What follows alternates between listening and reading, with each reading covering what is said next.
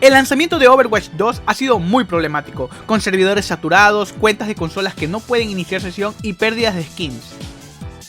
Todos estos problemas se hicieron presentes para mucha gente el día del estreno de Overwatch 2. Blizzard ya está al tanto de estos errores y comunicaron que tuvieron un ataque de hackers. Por esta razón hubieron problemas en las cuentas.